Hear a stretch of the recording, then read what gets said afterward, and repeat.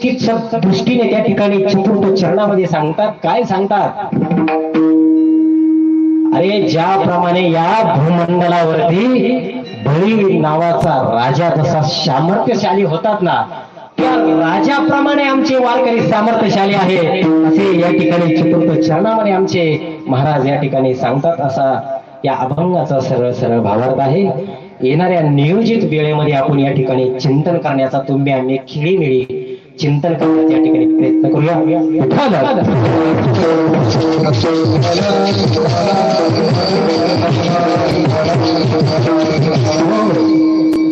बघा माता माऊलींनो, महाराष्ट्र ही वीरांची भूमी आहे, साधू संतांची भूमी आहे. महाराष्ट्र ही वीरांची भूमी आहे. आता वीर कोणाला म्हणावं? ज्याचं आडनाव वीर असतं तो नाही बरं का. आता काही काहींचं आडनाव आहे वीर, पण त्याला वीर नाही म्हणत. वीर कुणाला म्हणावं? वीरांचे प्रकार आहे. स्वातंत्र्यवीर दामोदर सावरकर, दानवीर राधे कर्नल, धर्मवीर छत्रपती संभाजी महाराज.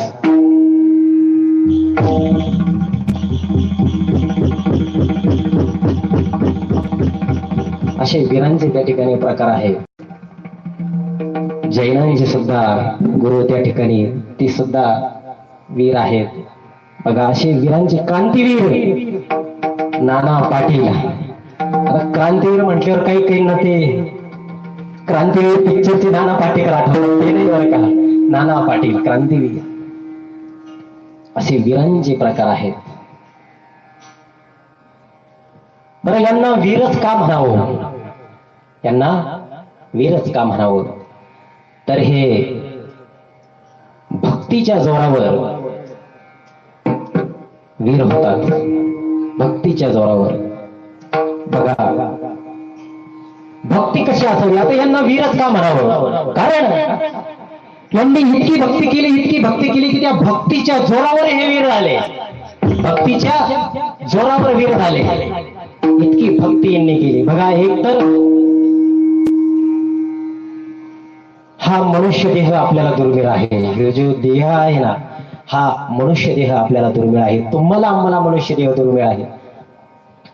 दुर्लभ मनुष्य देह देहिनाम क्षरभंगुरा तत्रापि दुर्लभम मन्य वैकुंठ प्रिय दर्शन. भागवतामध्ये श्लोक आलेला आहे. दुर्लभ मनुष्य देह. हा जो मनुष्य देह आहे ना, हा दुर्लभ आहे. दुर्लभ देह कष्ट पावला सिद्ध. हा मनुष्य देह तुम्हाला आम्हाला जो मिळालेला आहे ना, हा देह दुर्लभ आहे. बघा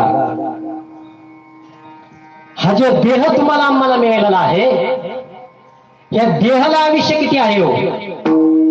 हा देह तुम्हाला आम्हाला जो मिळालेला आहे, हा देह अगदी सोपा देह नाही बरं का. हा काही लगेच तुम्हाला मिळत नाही. हा देह 84 लक्ष योनीनंतर मिळणारा हा देह आहे. किती? 84 लक्ष योनीनंतर. आणि 84 लक्ष योनीच्या अगदी अगदी शेवटची पाळी एक मनुष्य जन्म सुकली या वर्म फेरा पडो. शेवटची पाळी एक मनुष्य जन्म. शेवटची अगदी अगदी किती? म्हणजे 84 लक्ष योनीच्या अगदी शेवट. बघा आता ह्या 84 लक्ष योनीचं तुम्हाला थोडस विस्तारित करून सांगतो महाराज. लकारे महाराज ब्रह्मवैवर्त पुराणामध्ये याचं त्या ठिकाणी स्पष्टीकरण आलेलं आहे. मला वाटतं जवळजवळ 538 का काय 5 नंबरावरती ब्रह्मवैवर्त पुराणात 84 लक्ष योनीचं डेफिनेशन सांगितलेलं आहे. म्हणजे आपल्या भाषेत 84 लक्षच का? बरं हे 84 लक्ष कसं विभागलं गेलेलं आहे माता मला अतिशय चिकित्सक माहिती आहे. ऐकून घ्या, कान जरा बारीक करा. 84 लक्ष हा शब्द तुम्ही आम्ही ऐकतो, पण ते कसे? रिझन व्हाय. तर 84 लक्ष योनी ही 5 पार्ट मध्ये विभागली गेलेली. 5 किती? 5 गायकवाडाची किती? 5 पार्ट मध्ये. कसे 5? बघा 30 27 किती? 30 27 17 9 4 20 करा बरं का. 30 कॅन्सल घ्या. 30 27 14 9 4 आली 84. 30 27 17 9 4 हे कसे तुम्हाला सांगतो. 30 लक्ष योनी हे 30 लक्ष योनी फुलं झाड जेवढे बिलीवर्गीय आहेत, म्हणजे मोगऱ्याचं झाड, गुलाबाचं झाड, चाफ्याचं झाड, जेवढे जेवढे पण वेलीवर्गीय फुलं झाडे आहेत 30 लाख योनी याच्यामध्ये जन्म आहे. 30 लाख वेलीवर्गीय मध्ये. त्यानंतर 27 मध्ये कीटक, जेवढे पण झुरळ, जे घरामध्ये येतं झुरळ, ढेकूळ, माशी, मधमाशी, गांधील माशी असतात बरं का काही घरामध्ये, गांधील माशी, हे जेवढे कीटक आहे हे 27 लक्ष योनी याच्यामध्ये पेरा आहे. पहिला 30 लक्ष योनी पेरा कशामध्ये? फुल झाडांमध्ये. दुसरा 27 लक्ष योनी पेरा कीटकांमध्ये. तिसरा 17 लक्ष योनी फेरा त्यामध्ये पक्ष्यांमध्ये आहे. गरुड, चिमणी, पोपट, जेवढे पण पक्षी आहे ते 17 लक्ष राहिले. 30 17 9 जलचर जीव जंतू, मासे, खेकडं. आता जे खातात त्यांना माहित असतं ना, आता माळकरी माणसं समोर अहो काही काही तो कार पिओ उठावला हो कर्णामध्ये. आय आय आय आय एकादशीला सूप प्यावा लागत. सूप करुणा बरोबर होतो. आमचे विशाल महाराजांनी खूप पेशंट वाहिले हो, आमचे संत महाराज विशाल महाराज. वा वा वा, अंडे तर कॅरेटचे कॅरेट उडवले रे. आय बाबा बाबा, असं कोंबडे अंडे द्यायचे. अहो कोंबड्याची वाट पाहत होते लोक, अंडे खाऊ. इतके करुणात अंडे खाल्ले महाराज. असं बघा आपल्याला 30 27 कुठं आलो होतो आपण? 9 जलचर जीव जंतू, जेवढे मासे, खेकडे, जेवढे जलचर जीव जंतू आहे 9 उरले. आता किती? 30 27 17 9 आणि 4. आता 4 जे राहिले ते 4 मध्ये तुम्ही, आम्ही आणि पशु. मनुष्य, पशु मध्ये जेवढे उभे, आडवे, वाकडे, तिकडे, आडव्यात घुसणारे, वाकड्यात घुसणारे, सगळे त्याच्यामध्ये पशु पक्षी हे सर्व. आणि या सर्वांची बेरीज 84 लक्ष योनी. या सर्व 84 लक्ष योनी हे सगळे झाल्यानंतरचा मनुष्य देह आहे सगळ्यात शेवट. मग हा देह आपण कसा वापरला पाहिजे? किती फेराय होती, किरक आराधार किती असतं, गिनती का? त्याच्यानंतर हा मनुष्य देह मिळालेला आहे. आपण हा महाराज कृष्ण महाराज कसा सत्कारने लावला पाहिजे? क्षणभंगूर आहे हा मनुष्य देह जो आहे, हा क्षणभंगूर आहे. हा कुणाला मिळत नाही महाराज. म्हणून 84 लक्ष योनीच्या नंतर मिळालेला हा मनुष्य देह आहे. म्हणून हा देह आपण त्या ठिकाणी परमेश्वराच्या त्या ठिकाणी चिंतन करता लावला पाहिजे. बघा तसे युग 4 कृत, त्रेता, द्वापार, कली, कृतयुग, सत्ययुग हे 4 युग सुद्धा तुम्हाला सांगतो. ब्रह्मवैवर्त पुराणात याचा सगळा उल्लेख अगदी चिकित्सक आलेला आहे. आता हे युग सुद्धा प्रकाश महाराज किती वर्षाचे तुम्हाला सांगून जातो. 4 युग आहे. 4 कृत, त्रेता, द्वापार, कली. कृतयुग म्हणजे सतयुग. आता हे सतयुग, कृतयुग हे 1,72,068 वर्षाचे हे कृतयुग आहे. 1,72,068 वर्ष चाललेलं हे युग आहे. त्याच्यानंतर त्रेतायुग हे 1,29,600 वर्षाचं त्रेतायुग. कृत, त्रेता, द्वापार युग सगळ्यात मोठं. द्वापार युग 8,64,000 वर्ष चाललेलं द्वापार युग आहे. आपलं कलियुग 4,32,000 वर्षाचं कलियुग आहे. आता करा कॅल्क्युलेशन तुम्ही, कृष्ण महाराज किती गेले किती बाकी. या 4 याच्यामध्ये हे चाललेलं आहे. युगे 28 विटेवर उभा. म्हणजे महाराज एका ठिकाणी आमचे गणेश महाराज पण सोबत होते. एका महाराजांचा मला फोन आला. असं मी काही माझी महती सांगत नाही, पण अनुभव आला. युगे त्या महाराजांना एका जणांनी प्रकाश महाराज विचारलं, युगे 28 विटेवर उभा कसा? सांगा आता कसा? युग तर 4 आहे प्रकाश महाराज, मग 28 युग का कसा? महाराज आमचे संतोष महाराजांना फोन आला होता. आमचे संतोष महाराज म्हणे, तुम्ही टेके महाराज जरी शिवचरित्र कार्य फोन करून पहा, कृष्णावर करून पहा. काय असतं कधी डबकं पण कामाला येतं. डबकं महाराज, तुम्ही सर्व फार ज्ञानी मंडळी आहेत, फार तप घातलंय आमच्या कृष्ण महाराज, प्रकाश महाराजांनी. आम्ही आता काहीतरी सुरुवात केली, पण महाराज कधी कधी वाचनात येत असतं, योगी 28 विटीवर उभा कसा. त्याला म्हणलं, महाराज मी संवत्सरला व्हिजिटला चाललोय, गाडीवर एक 2 मिनिटं द्या, मी सांगतो, 2 मिनिटं द्या. माझ्या ते वाचनामधून गेलेलं होतं. त्या ठिकाणी मी त्या महाराजांना फोन लावला. त्या महाराजांना सांगितलं, महाराज युग 4 कृतकृता द्वापार कली 4 युग त्या ठिकाणी आहेत, आणि हे 4 युग वारंवार पृथ्वी तत्वाला फेरा करत असतात. 4 युग कृत गेलं का त्रेता द्वापार कली हे चालू असते 4 युग.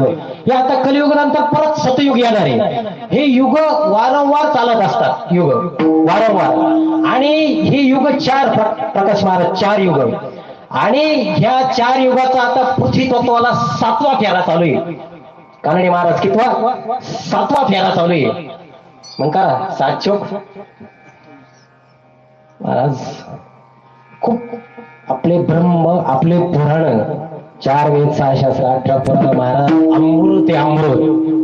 23 उपनिषद, उपपुराण, वेदांग 4 उपनिषद, शिवचरित्र, शंभूचरित्र, काय काय देऊन ठेवलंय हो. सगळे आणले महाराज. चालू आहे प्रयत्न, एक एक एक एक पान उचकायचा. भात्यात बाण पाहिजे, आपल्या गावात धकून जातं कृष्ण महाराज, बाहेर लागतं. बघा आपण होतो 4 युग कृत त्रेता द्वापार कली 4 युगाचं तुम्हाला सांगितलं वर्षमान किती आहे.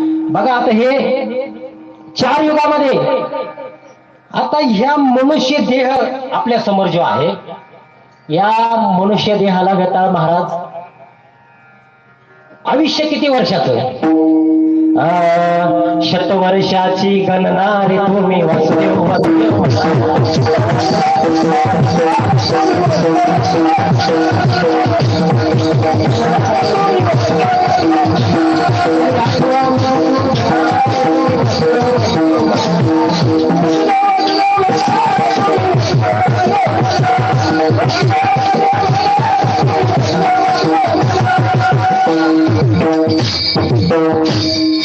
शतवर्षाची गणना रे तुम्ही वासुदेव वासुदेव म्हणा.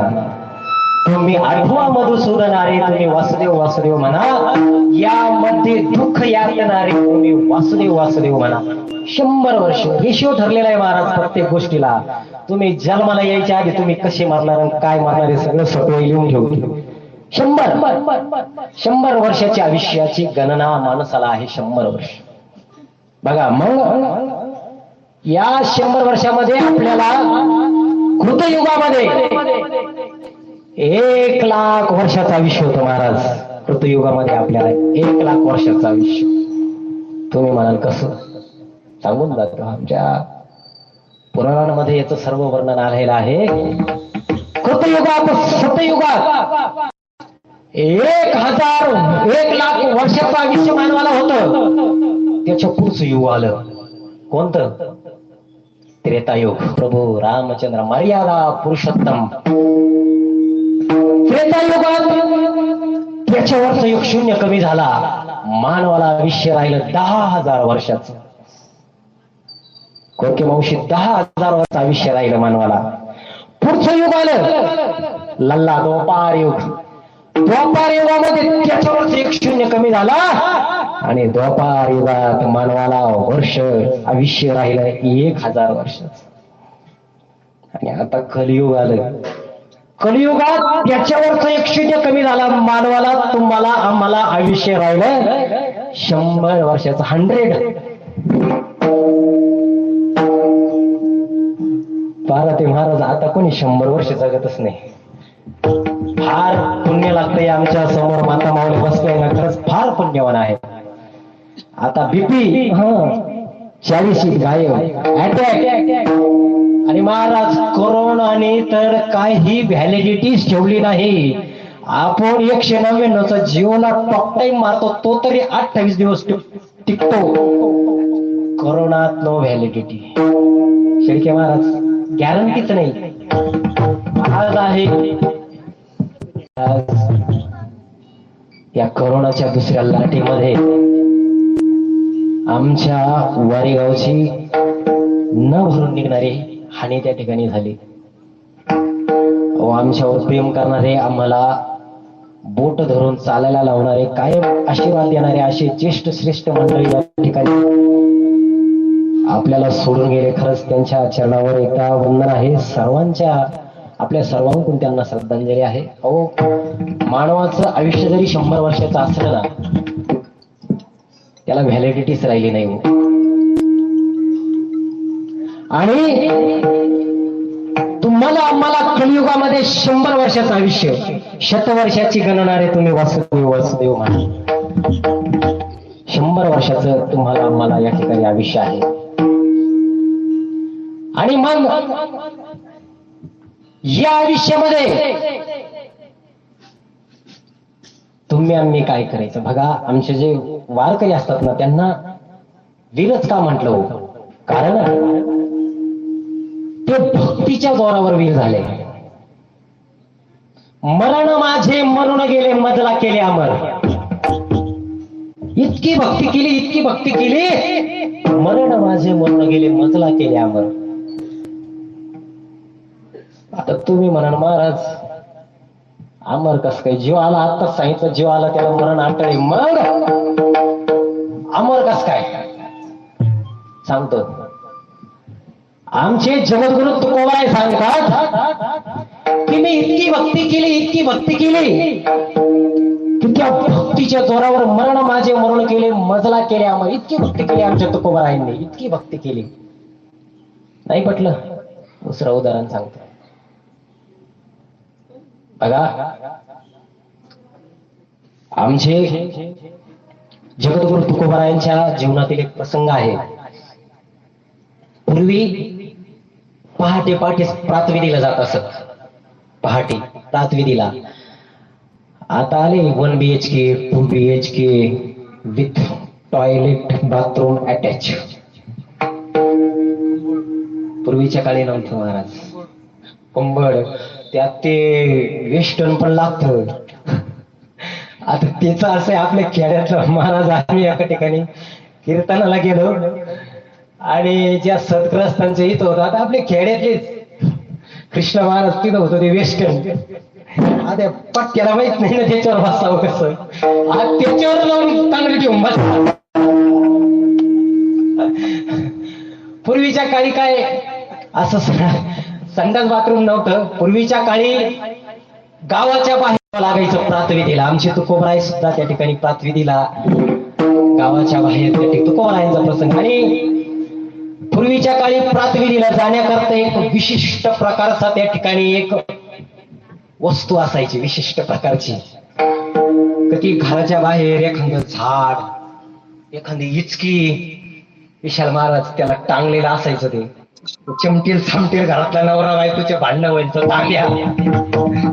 त्या तांब्याला 2 बाजूने छित्रे पाडल्या राहायचे, तार ववल्यानं तो टांगलेला असायचा. नाही तर ऑइलचं एखादं डबं मोकळं. ते अगदी दर्शनी भागातच माणूस गेल्या गेल्या पहिलं दर्शन त्याचं रामकृष्ण. आणि ते घेतल्या जायचं आणि गावाच्या बाहेर प्रातविधीला त्या ठिकाणी जात असत. आमचे तसंच जगद्गुरु तुकोबाराय प्रातविधीला गेले. बरं, प्रातविधीला आमचे जगद्गुरु तुकोबाराय गेले आणि एका झाडाच्या पाठीमागे आमचे जगद्गुरु तुकोबाराय प्रातविधीला बसले. आणि त्या ठिकाणी बसले. आमच्या जगद्गुरु तुकोबारायांचा नामस्मरणाचा चाळा त्या ठिकाणी चालू होता. जगद्गुरु तुकोबारायांचा नामस्मरणाचा चाळा त्या ठिकाणी चालू होता. जगद्गुरु तुकोबाराय सतत भगवंताचं नामस्मरण करायचे. आणि जगद्गुरु तुकोबाराय त्या ठिकाणी नामस्मरण करत बसले. आणि गावातला एक पठ्ठ गेला ना प्रातविधीला. बरं, हा गेला आणि गेला तिथं काय पाहतो, तुकोबार जगद्गुरु तुकोबारायांचा नामस्मरणाचा आवाज येतोय. आणि विचार केला, अरे हा नामस्मरणाचा चाळा गावामध्ये जगद्गुरु तुकोबारायांनाच. पण जगद्गुरु तुकोबारायांना पटतं का हो? रामकृष्ण विठ्ठल.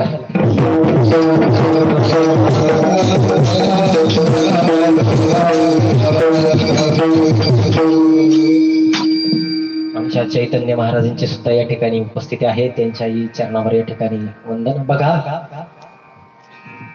आता प्रातोविधीला गेल्यानंतर जगद्गुरु तुकोबारायांचा नामस्मरण त्या ठिकाणी चालू आणि नामस्मरण त्या ठिकाणी चालू होतं आणि एक सद्ग्रस्त त्या ठिकाणी गेला आणि तिथं गेला आणि तो विचार करू लागला, अरे हे नामस्मरणाचा चाळा गावामध्ये फक्त जगद्गुरु तुकोबारायांना आहे, जगद्गुरु तुकोबारायांना पटतं का? ही जागा कोणती?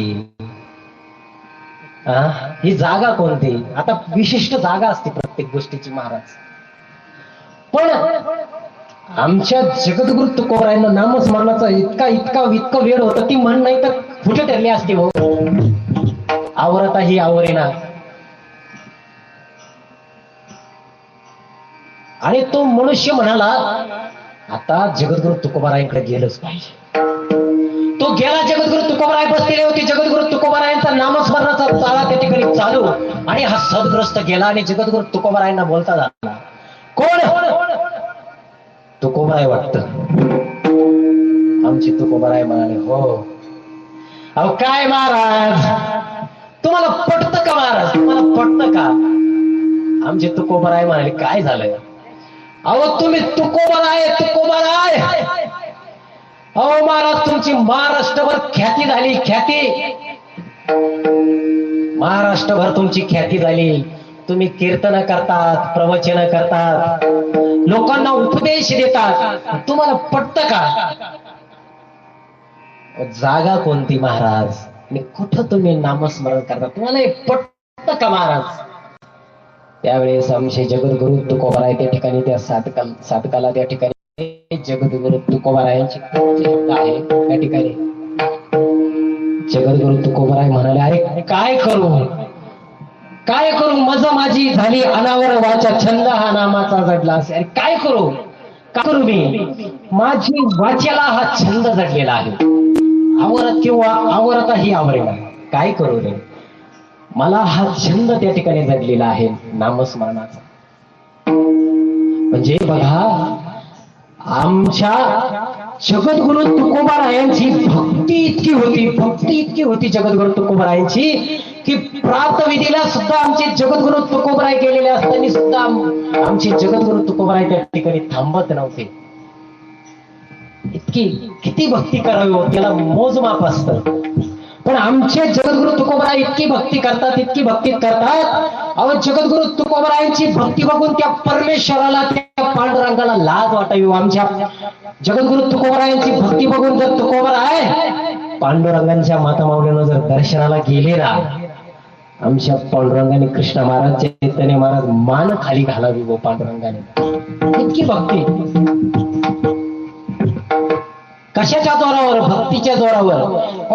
पांडुरंगाला मान खाली घालावी वाटत होती. अरे किती भक्ती करतात आमचे जगद्गुरु तुकोबाराय, किती परमेश्वराला त्या ठिकाणी पांडुरंगाला लाज वाटावी, पांडुरंगाला मान खाली घालावी. आता बघा, तुम्हाला अजून एक उदाहरण देऊन सांगतो. बघा, एखाद्या सावकाराकडून जर गणेश महाराज आपण जर कर्ज घेतलं असं 1,00,000 रुपये, 50,000 रुपये, आणि ते कर्ज काही वेळेवर गेलंच नाही आणि तो आला आपल्या घरी टाकाला द्यायला, आपण जर महाराज त्याला लांबून दरवाज्यातून पाहिलं ना, आपण घरात पळतो, बायकोला सांगतो, अरे तो आलाय त्याला सांग, पलंगा खाली लपून बस. तो आला की त्याला सांग मी घरात नाही. काय? तो आला की त्याला सांग मी घरात नाही. आता ही लपून बसायची वेळ का आली हो? त्या सावकाराचं आपल्यावर कर्ज आहे. जसं त्या सावकाराचं आपल्यावर कर्ज असताना आपल्याला लपून बसायची वेळ आली, तसंच पांडुरंगाला सुद्धा इतकी भक्ती झाली की पांडुरंगाला सुद्धा त्या ठिकाणी मान खाली घालावी लागली जगद्गुरु तुकोबाराय दर्शनाला आल्या. पण आजकाल त्यावेळेस आमचे जगद्गुरु तुकोबाराय भक्तीच्या जोरावर पांडुरंगाला खाली मान घालायला लावत होते. पण ह्या 21व्या शतकामध्ये आमच्या कॉलेजला जाणाऱ्या पोरी बापाला मान खाली घालायला लावतात. फार वाईट परिस्थिती आलेली महाराज. आता तर हे शिक्षण मोबाईल वरती आलंय. मी त्या दिवशी विशालता त्या शाळेमध्ये गेलो होतो, तुम्हाला बोललो नाही मी विषय. आणि त्याची कृती अशी तुम्हाला सांगतो, लांब काय ना सांगू, माझ्याच घरात अँड्रॉइड वर मोबाईल वरती मी कृष्ण महाराज अभ्यास चालू केला. तर त्यांचंही काय, शाळा बंद म्हटल्यावर त्यांना शैक्षणिक वर्ष प्रकाश महाराज वसंत महाराज चालवायचं असतं. पण त्याचे दुष्परिणाम आपण पालकांनी विचार केलाय का कधी? त्यांनी मोबाईलवर त्या ठिकाणी अभ्यास द्यायचे पोरांना मोबाईल. आता आपण सर्व शेतकरी कुटुंबातले, पोरांना घरी मोबाईल ठेवायचा, आपण जायचं शेतावर. बरं आता मोबाईलवर इतकं ध्यानावर राहिलं का? अहो एकदा मी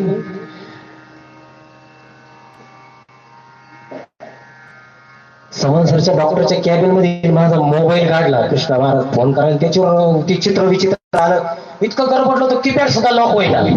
इतकं मोबाईलवर इतकं चित्र, इन्स्टा, शेअर चॅट, टिकटॉक, माय पोस्ट क्रश, या इन्स्टामुळे फार बावळट होऊन गेले. आणि पालकांना विनंती, अजिबात पोऱ्याला पुरीला मोबाईल द्यायचा नाही. 10वीला पास झाली तुला मोबाईल, काय कॉलेजला चालली ती, काय मुंबईला नाही चालली, अजिबात मोबाईल द्यायचा नाही. काय काय होत नाही, कुठं जात नाही, काय ना मोबाईल पाहिजे पोरीला, काय ना, अजिबात काही गरज नाही मोबाईलची. आणि ह्यो अभ्यासक्रम त्या ठिकाणी मोबाईलवर चालू केला. मी शाळेमध्ये गेलो रयतमध्ये, ते सरांना विशाल तात्या सांगितलं, ठीक आहे तुम्ही मोबाईलवर अभ्यास त्या ठिकाणी चालू केला, पण त्याचे दुष्परिणाम असे.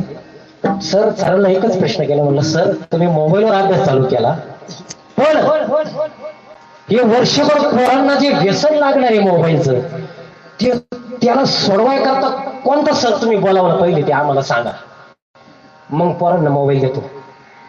कारण महाराज ते रेडिएशन फार खतरनाक असतात, डोळे जातात, आणि वाईट वळण लागणार ते वेगळंच. आणि त्याची फलश्रुती अशी झाली की त्या शिक्षकांनी रामेश्वर मंदिरात एक फळा मांडला, तात्या बालाजी मंदिरात एक फळा आणि रामेश्वर मंदिरात एक फळा मांडला, आणि त्यांनी तिकडं चालू केलं. हे नकोय पोरांना. माझ्या बहिणींना त्याकरताच विनंती आहे, जरा इन्स्टामधून बाजूला या.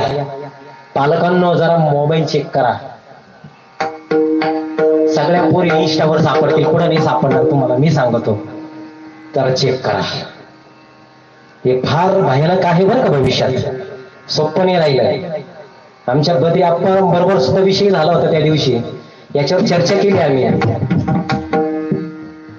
पोरींनो तुम्हाला सांगू का, तुमचा लहान भावासारखा आहे, एकदम चरणावर वंदन करून सांगतो. बहिणींनो, तुम्हाला घरामध्ये आईला स्वयंपाकाला मदत करताना आली, पोळ्याला लागताना आलं तरी चालत, तरी आम्ही थकून घेऊ. भाजी करताना आली आम्ही थकून घेऊ.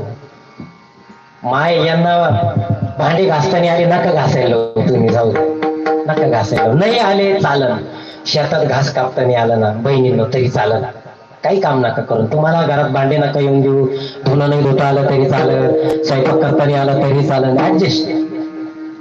ऍडजस्टेबल हे ऍडजस्ट करून घेऊ आम्ही. पण बहिणीनं एक सांगू, अगदी चरणावर वंदन करून, आपल्या जन्मदात्या आई वडिलांची मान 4 चौघात खाली चुकल ना, असं कुठलं कृत्य तुम्ही आयुष्यात करू नका. काय असलं कुठलं कृत्य तुम्ही आयुष्यात करू नका रे. बापाला मान खाली घालायला लावू नका. बहिणींनो, मान जर कोणाला तुम्हाला खाली घालावी वाटत असेल ना, घालायला लावा ना, लावा घालायला. कोणाला मी तुम्हाला सांगतो. बहिणींनो, तुम्ही असं शिका, तहसीलदार व्हा, कलेक्टर व्हा, MPSC द्या, UPSC द्या, MSc व्हा, BSc व्हा, BAMS व्हा, BHMS व्हा, इंजिनियर व्हा, इतकं मोठं शिक्षण घ्या, आणि एखादा दादा बाबा जर तुम्हाला पाहायला आला ना, काय बहिणींनो, आला एखादा पाहिला तुम्हाला, तो घरात बसलेला असेल, तुमचा बाप अगदी कडक कपडे घालून घरामध्ये बसलेला असेल, आणि सांगेल ताईला पाठवा, ताईला पाठवा, तो तुम्हाला पाहायला येईल आयटीत, रोडवरचा 20-25 रुपयाचा गॉगल घालून, 2-4 टोळके राहतात बरोबर, फॉग मारलेला असतो, आणि ती शेवट एंट्री घेतात. ते रुमाला पावडर असते, प्रकाश महाराज बाहेर पावडर कोंबडा, ती आता 1 साईड टू साईड आली. आमची संत महाराज मारत असतात 1 साईड टू साईड. शेवट येतो तो नवरदेव, तो तुमच्या समोर बसला जाईल. मान खाली घालायला लावा ना कोणाला, तो समोर बसेल. पोराचा मामा तुमच्या समोर बसेल, तुम्ही पिढ्यावर बसलेले असाल, आणि तो पोराचा मामा तुम्हाला प्रश्न करा, नाव काय तुझं आणि काय शिक्षण आहे तुझं. शिक्षण सांगताना माझ्या बहिणींनो ताट मानेनं सांगायचं एमपीएससी देते युपीएससी देते बीएससीच्या लास्ट इयरला तुमचं शिक्षण ऐकून त्या कोपऱ्यात बसलेल्या बुजगावण्याची सुद्धा मान खाली गेली पाहिजे. त्या कोपऱ्यात बसलेल्या बुजगावण्याची सुद्धा मान खाली गेली पाहिजे. असं शिक्षण घ्या पुढे. आमच्या जगद्गुरु तुकोबारायांच्या भक्तीच्या जोरावर पांडुरंगानं सुद्धा त्या ठिकाणी मान खाली घालावी. कशाच्या जोरावर? भक्तीच्या जोरावर. बरं यांनी तुकोबारायांनी इतकी भक्ती केली काय? भक्तीच्या जोरावर बघा यांना वीरत्व प्राप्त होत असतं भक्तीच्या जोरावर. एखाद्या गोष्टीत जर आपण स्वतःला जर झोकून घेतलं ना महाराज तर त्या गोष्टीतलं उच्च पद आपल्याला प्राप्त होत असतं. जसे आमचे गणेश महाराज गायनातलं उच्च पद, आमचे भरत महाराज आणि मृदुंगामधलं उच्च पद, तसं भक्तीतलं वीरत्व येण्याकरता इतकी भक्ती करावी लागते, इतकी भक्ती करावी की त्या भक्तीतलं वीरत्व त्या ठिकाणी येतं आणि त्या भक्तीच्या जोरावर मरण सुद्धा त्या ठिकाणी थांबत असतं. इतकी भक्ती की त्या आमचे जगद्गुरु तुकोबाराय सांगतात तुम्ही इतकी भक्ती केली की त्या भक्तीच्या जोरावर मरण माझं मरण गेलं, मजला केला अमर. इतकी भक्ती केली की त्या भक्तीच्या जोरावर वीरत्व प्राप्त झालं आणि ते वीरत्व प्राप्त झाल्यानंतर काय होतं? आमचे तुकाराम महाराज अभंगाच्या प्रथम चरणात सांगितलं